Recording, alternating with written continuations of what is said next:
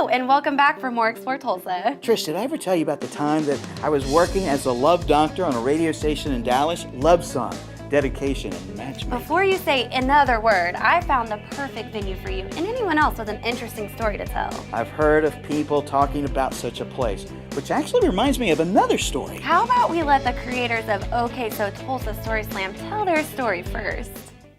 My good friend Michelle and I decided that we wanted to start a storytelling event because there wasn't one here in Tulsa. But they do it all over the country in major cities. And basically, it's just true life storytelling. Anybody that will come into this audience tonight can tell a true story from their life, a 5-minute story based on the theme of the night. Surrounded by water and darkness, waiting on the fire department to come save me. We were actually not good friends in high school. In fact, there's a story behind that, but I won't tell you what it is. It was over a boy. And we were different in different cliques in high school. You know, when Facebook just started and you were reconnecting with people, we found each other there and have been fast friends ever since. Well, we started having lunch once a week and going to like music concerts and stuff. And one day we were at lunch and she said, let's host a story slam. And I said, okay, let's do it. We first started out over at Phoenix Coffee House on Peoria, and they were really gracious about letting us come in, but we just outgrew it. And then we're so grateful for Enzo coming in like they did and allowing us this wonderful space. Anyone from any walk of life will come and tell a true story.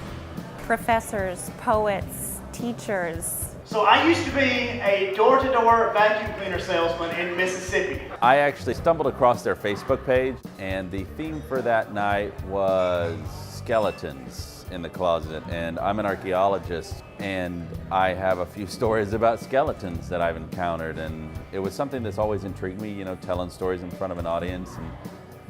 And I came down and I got up on stage, and I had never been so nervous in all my life. And the story I told ended up winning that night. And from that moment, I was hooked on storytelling. One of them got sick one time and couldn't do it, and they asked me to help co-host since I was always there. And then I've just been working with them ever since to help promote and build up this great event. I mean, there are funny stories, there are very serious and somber stories. A good story will have an element of both. It's okay to be funny, but we want it to be a real story that's happened, you know, something that's really happened to you, not like a stand-up routine. We don't want any of that. It needs to be something that's really happened to you. I kept driving and then water started coming through my floorboards. We get people in here that have really funny stories that are like natural entertainers.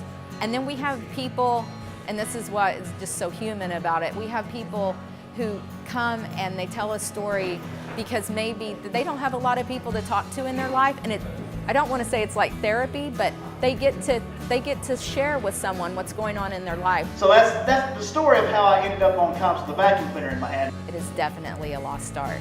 It really is. You know, our ancestors used to sit around campfires. You know, even my generation, I remember growing up with my grandfather sitting on his lap or on the porch, you know, listening to stories about his childhood.